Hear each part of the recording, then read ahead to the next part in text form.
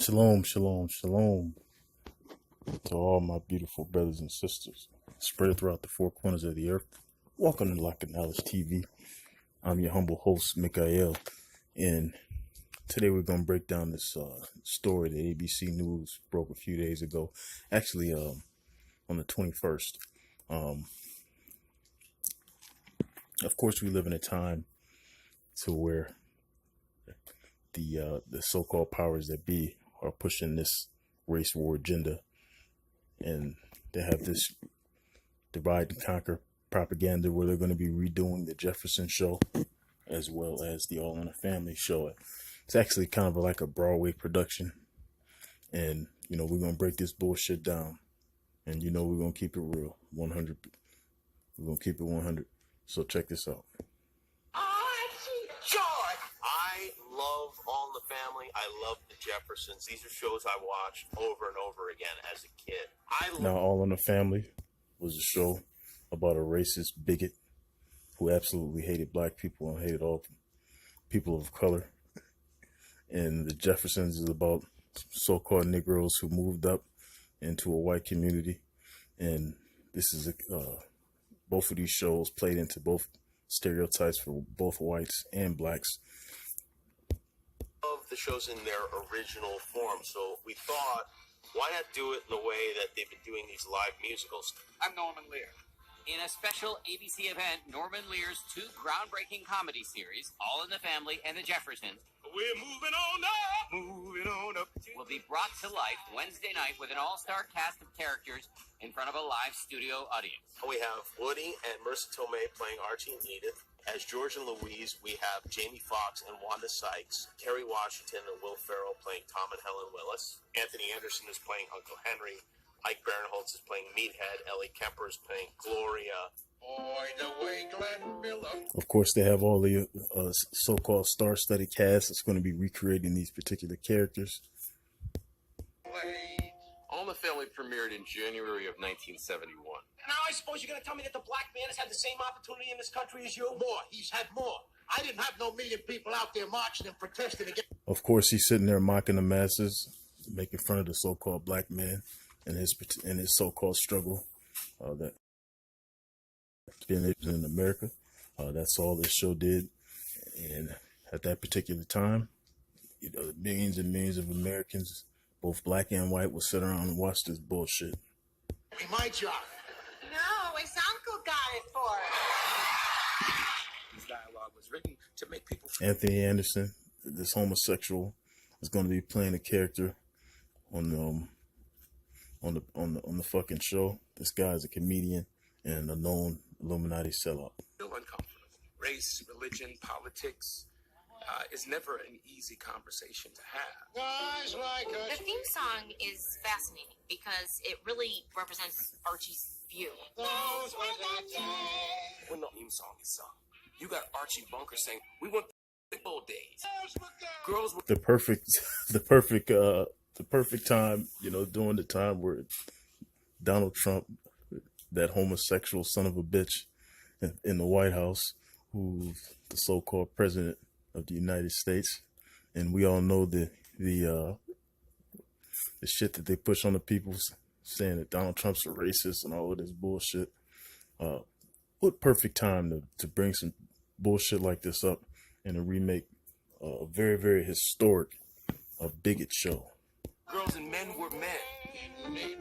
Didn't need no welfare state. Everybody pulled his weight. Doing nothing but mocking the masses. Absolutely nothing but clowning. And you sit back, you're gonna tune in, you're gonna enjoy it. If I were you, I wouldn't even waste my time watching this bullshit. This is the perfect time to get everybody's emotions all mixed and stirred up, get everybody pissed off at each other, divide and conquer, the blacks against the whites against the blacks, the gays against the straights. Of course, that show attacked all of those subjects, and what perfect time to bring that bullshit up to knock off this race war and divide everybody up. It's conservatism. It was the biggest television show in America. You're talking about an audience of 60 million people. Of course, there's 60 million people. That's the number 6. Of course, that's all the Freemason numbers. And As soon as you hear that number 6, you automatically know it's some bullshit that they're trying to push on the people. Every time they do a show.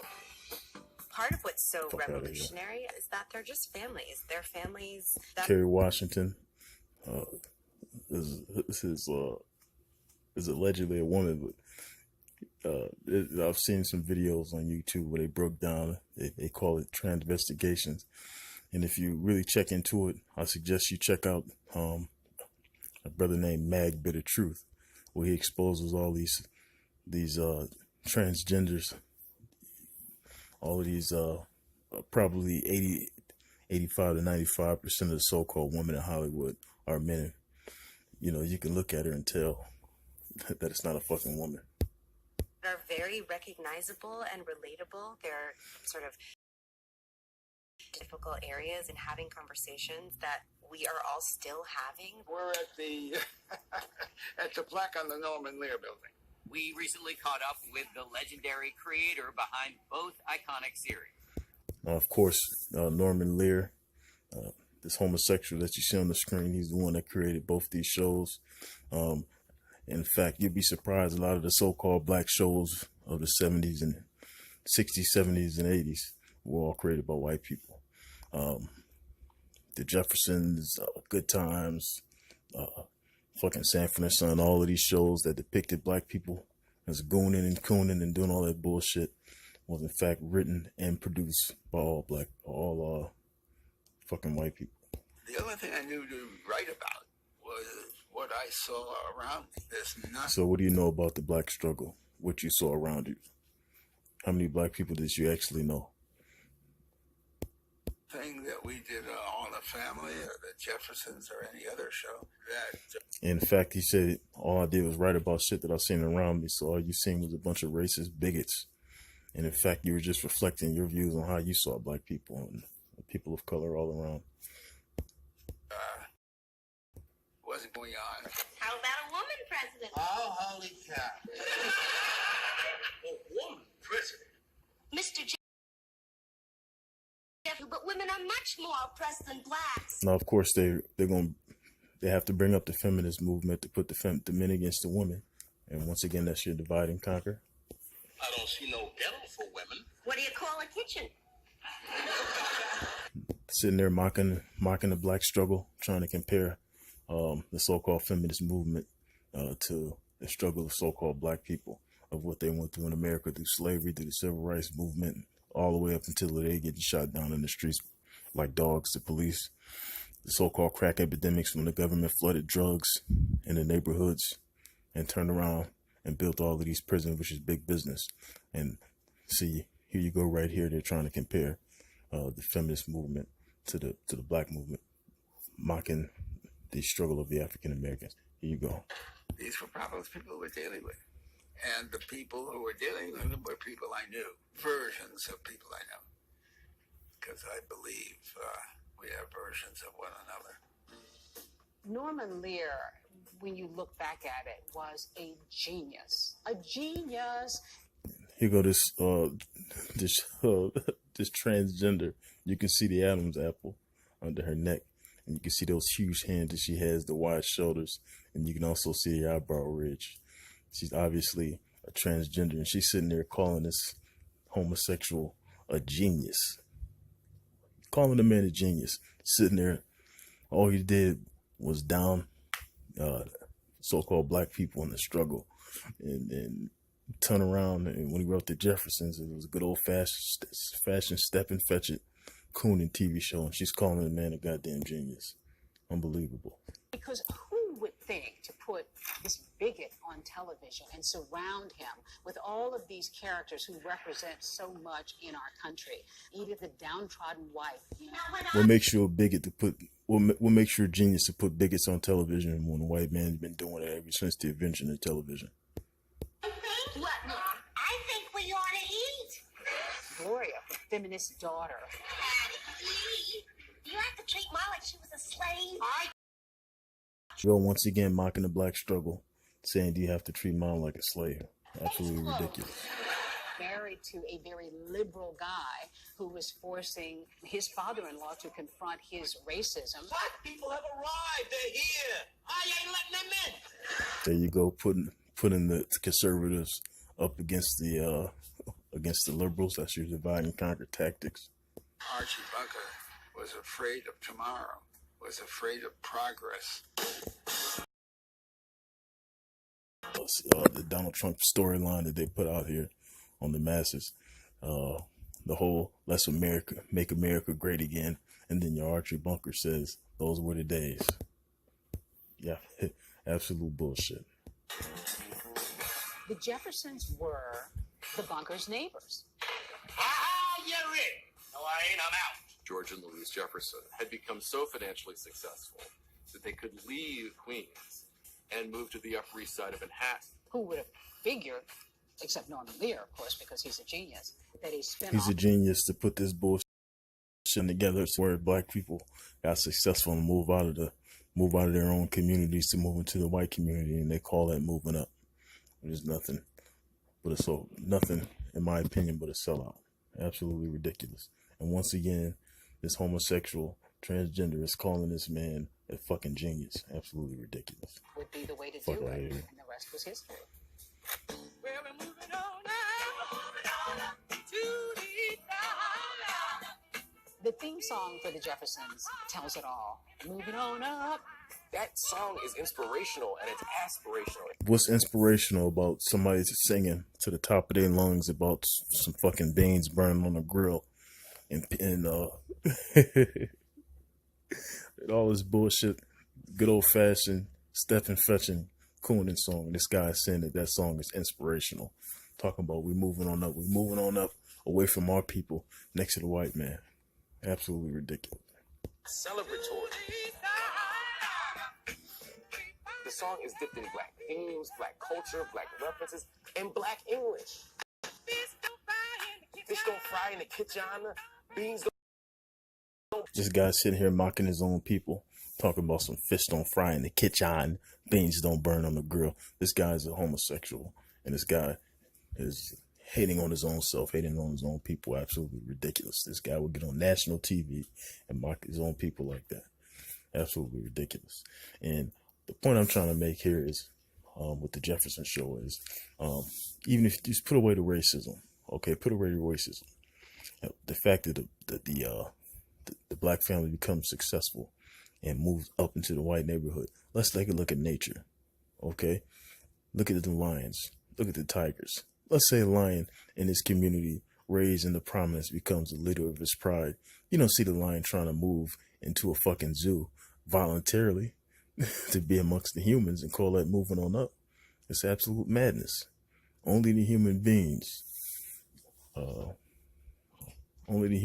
would have a fucking mindset to move away from your own people. There's nothing wrong with being amongst your people. Why not make your money be successful and invest your money back into your community to help the next man rise up to your level? But instead, you take all your money, all the dollars, suck it out of your community and go put it into another community. Absolutely ridiculous. Took a whole lot of Turian just to get up that hill. It only rhymes if you black. For a lot of black people in this country, it was a theme song that just resonated. The rest of the world had seen anything like the Jeffersons. The Jeffersons represented a middle class, upwardly mobile. They were living the American dream. Living the American dream that makes the money to go move up in the big leagues. Makes it this is absolutely ridiculous. It's another show where they're sitting there playing into all the stereotypes. Rich black people move up and move out and get snooty. You know, then you had the Good Times, which played all the stereotypes about poor Negroes living in the ghetto. Father ain't never had a job. You know, absolutely ridiculous bullshit. You live in this apartment, right? You got an apartment in this building too? Yes, that's right. Well, how come we overcame and nobody told me? These shows were champion for Fuck out of inclusivity here. and diversity, and yet the people calling the shots, the producers, were almost exclusively white men. When we first started on the Jeffersons, after they do the table read, they get up from the table, and the director and the producers and writers sit there and discuss the scene.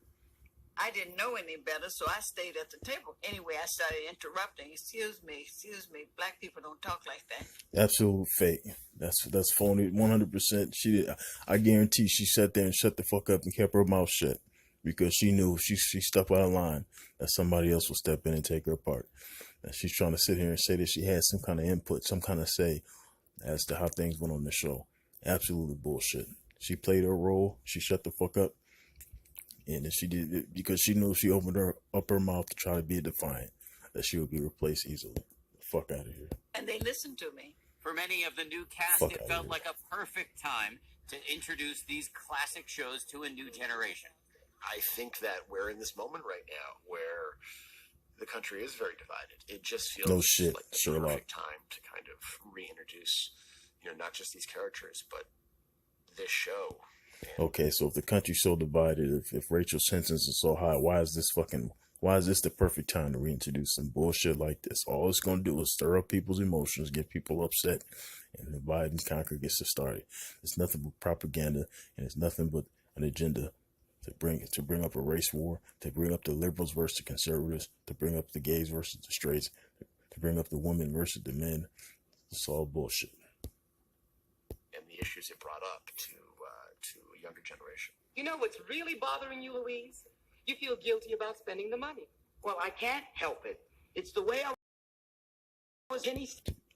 Now, if you take a look at this character, she clearly is a classic example of a transgender, and this is back in the 70s. Her voice was deeper than mine. Look at how wide her chin is. Look at how wide her chin is. You can see that her hairline is receded. She has the wide shoulders. This is clearly a man. And this is back in the 1970s. So if you think that this is just a so-called conspiracy that they have all these transgenders playing these roles in Hollywood, you need to check yourself out. You're dumb as fuck. Paid is a penny earned. A penny?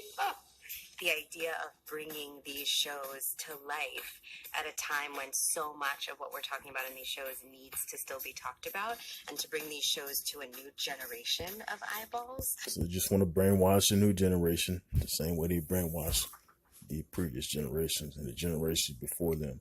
This is absolute stupid. Absolute stupid. These Hollywood stars are dumb as hell.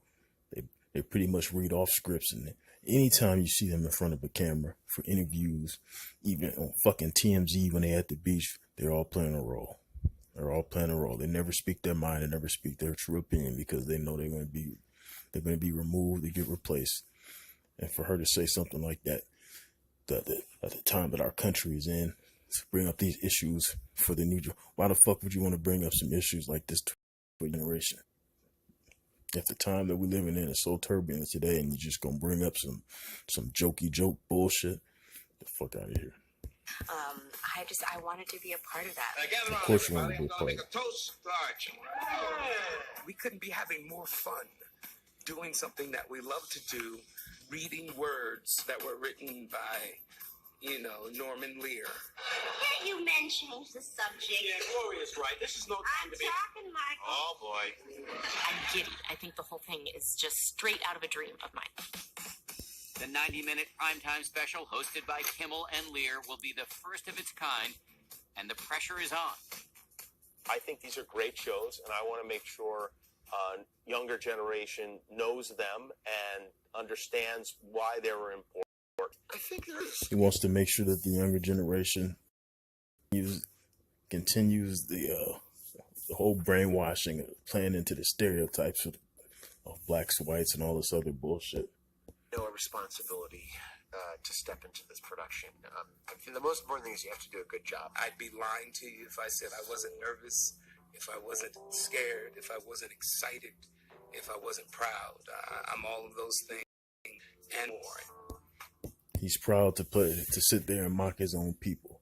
He's proud to sit up there and play through all of these scenarios of all of these propagandas and all these stereotypes. He's proud to be a coon and a step and fetch all over his people's feet to mock his own people. Absolutely ridiculous.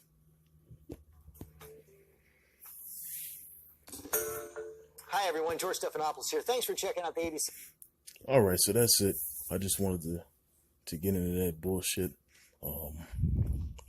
You know, it's time for us to wake up and not fall into another generation of falling into these stereotypes and all this bullshit. Peace.